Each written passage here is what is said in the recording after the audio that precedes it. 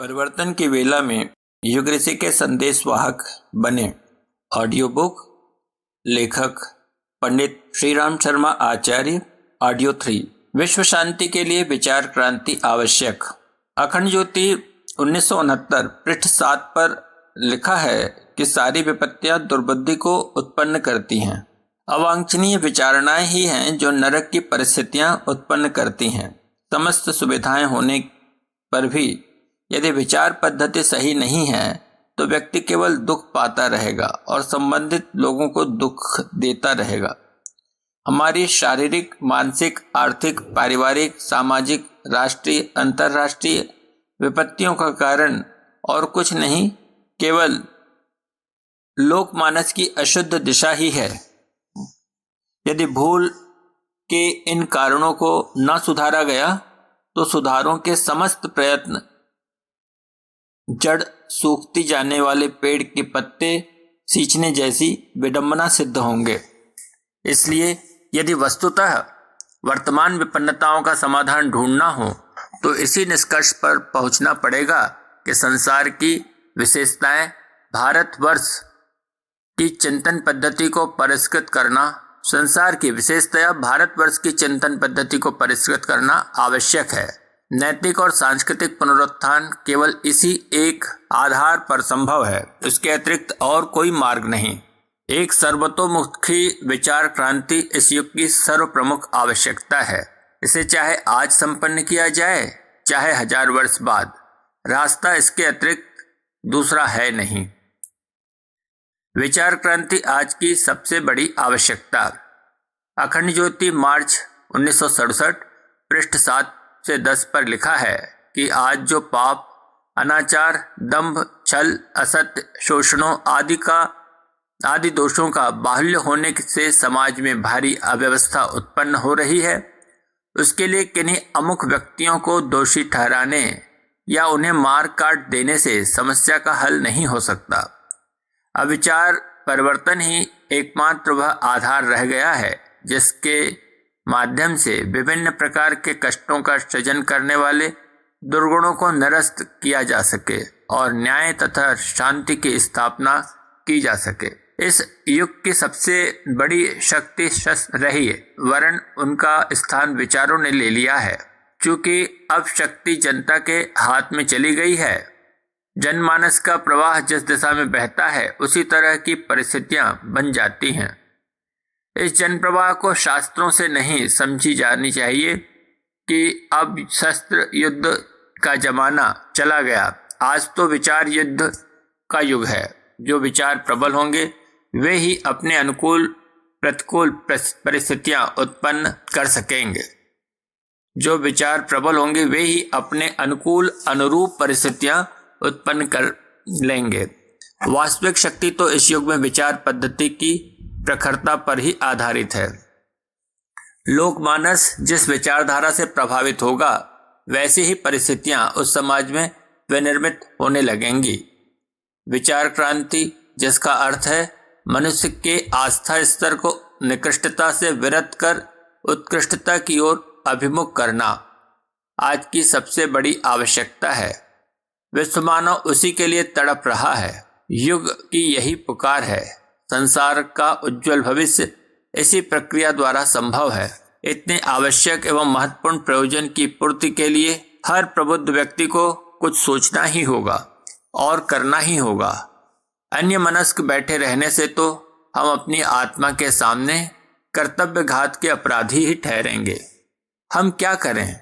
अखंड ज्योति जून 1984 पृष्ठ 61 पर लिखा है कि क्या करें।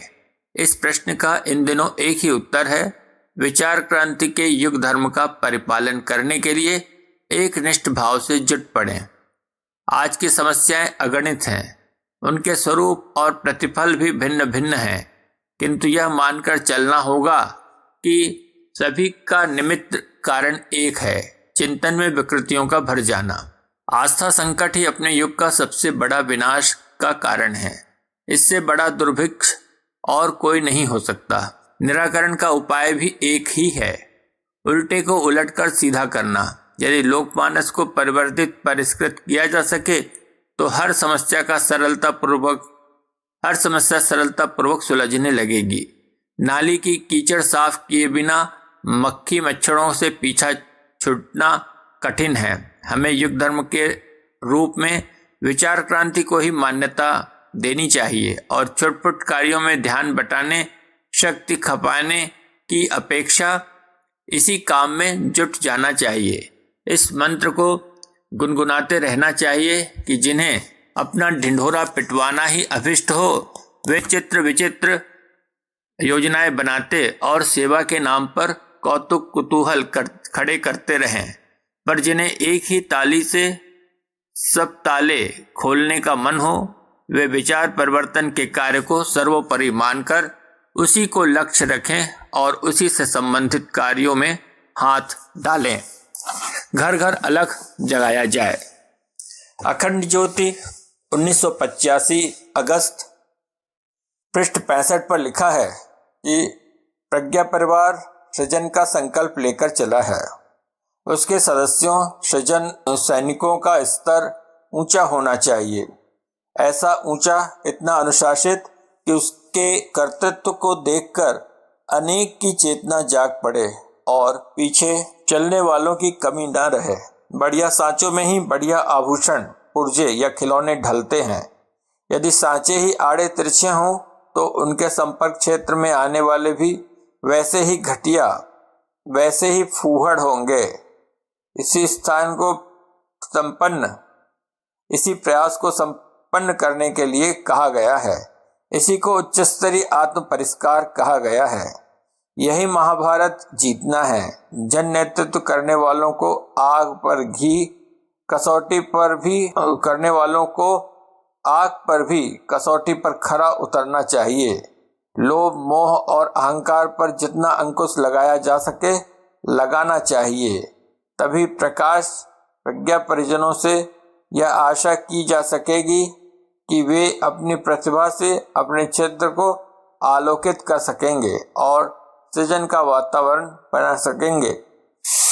दूसरा कारण यह है कि नवयुग के संदेश को और भी व्यापक